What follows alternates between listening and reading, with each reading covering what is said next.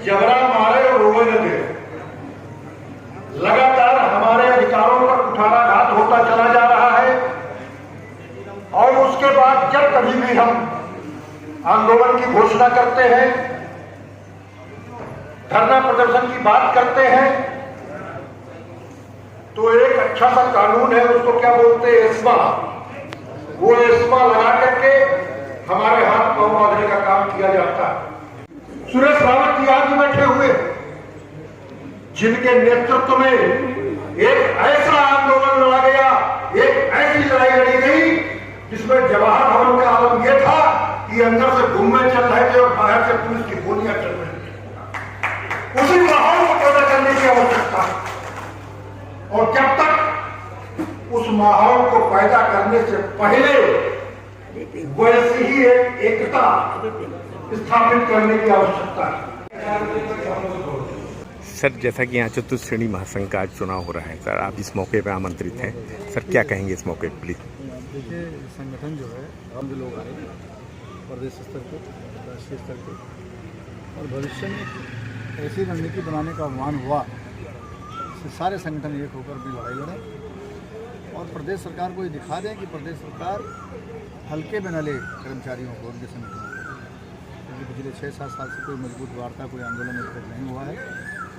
यही रणनीति बनी है कि भविष्य में जरूर कोई ना कोई ऐसा कॉमन मुद्दे को लेकर हम लोग पूरा प्रदेश व्यापी एक आंदोलन शुरू किया जाए और मांगों पर जोर देते हुए सरकार को बताया जाए कि आपको हमारी मांगें माननी पड़ेगी, क्योंकि सरकार के हम महत्वपूर्ण अंग हैं और सरकार को जब हम एकजुट हो जाएंगे मानना पड़ेगा।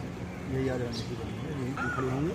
और मैं सरकार से ज़रूर कहना चाहता हूँ आप माध्यम से कि चतुर्थ श्रेणी कर्मचारी है, ये आपकी ऑफिस का ताला खोलते हैं, आपको सफाई करके बैठाते हैं, तो कम से कम इनकी ज़िंदगी और इनकी जो समस्याएं हैं उनके बारे में आपको सोचना चाहिए।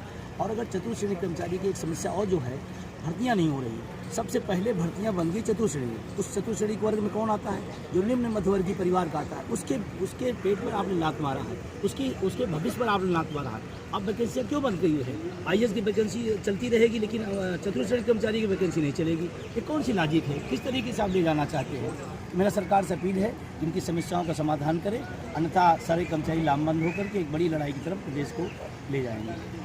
आपका प्रस्ताव निर्वाचित और मनोनीत कार्यकारिणी एक साथ जारी हो और वो कार्मिक विभाग को जाए।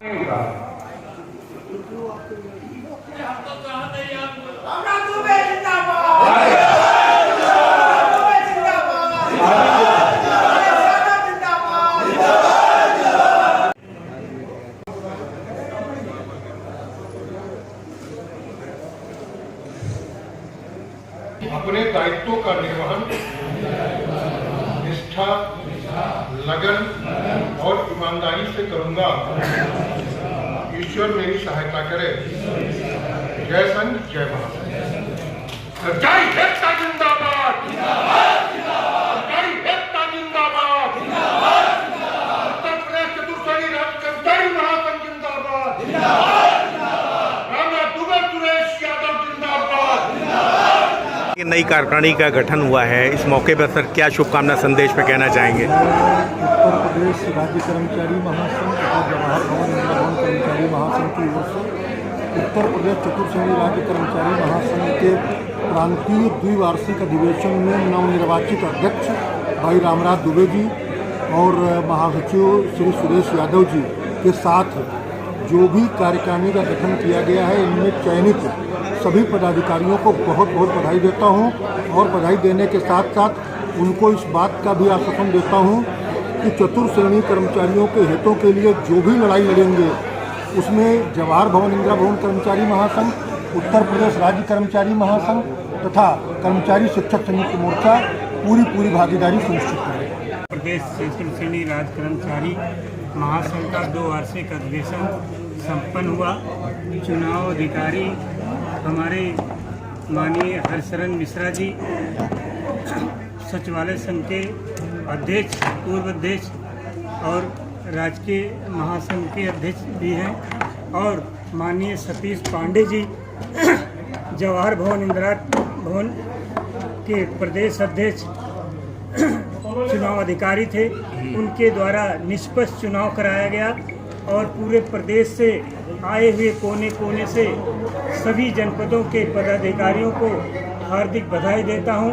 और कि हमारी भर्ती नहीं हो रही है, जब तक भर्ती नहीं हो रही है तो 60 वर्ष से चतुर्थ श्रेणी समस्त विभाग के कर्मचारियों को 62 वर्ष किया जाए, जिसका शासनादेश उन्होंने कार्मिक से जारी करके वित्त विभाग वेतन आयोग 2 में भेज दिया है। उस पर हमारी निरंतर पूरी गंभीरता से उस मांग पर हम लगे हुए हैं और जल्द ही उसका रिजल्ट हम अपने पूरे प्रदेश के कर्मचारियों को देंगे। और जितने भी राज्य के बड़े संगठन हैं हम उनका सहयोग देते हैं और उनका पूरा आश्वासन आपके संघ के साथ रहता है और कहीं से दबने की बात नहीं है। अपने जिले के और जनपद के अध्यक्ष मंत्री के माध्यम से कोई भी समस्या हो तो आप अवगत कराइए। अगर कोई समस्या आती है तो हमारे रामराज दुबे प्रदेश अध्यक्ष हमेशा 10 बजे से लेकर 6 बजे तक आपके प्रदेश के कार्यालय में बैठे रहते हैं और मैं समझता हूं कोई भी अध्यक्ष हो, किसी भी संगठन हो, इतना कर्मचारियों के लिए समय नहीं दे सकता है। इसलिए आप सभी लोगों ने पुनः आस्था जाहिर की है और ये पूरा कार्यकारिणी आपका सहयोग करेगी। जय संघ, जय महासंघ, धन्यवाद। चाहे प्रांतीय विभागों से जो भी कर्मचारियों की समस्याएं आएंगी उनको राज्य सरकार विभाग पर और शासन से निस्तारित करने का पूरी निष्ठा लगन ईमानदारी के साथ प्रयास करूंगा। किसी को चिंतित होने की बात नहीं है। राज्य सरकार संवेदनशील है इस मामले में और निश्चित रूप से सारी समस्याओं का समाधान होगा। और मैं जो लोग हमारे अधिवेशन में उपस्थित हुए उनके लिए मैं कृतज्ञता ज्ञापित करता हूं और उनको निश्चिंत होकर के सारे कर्मचारियों से अपील है कि वो राजकीय दायित्वों का निर्वहन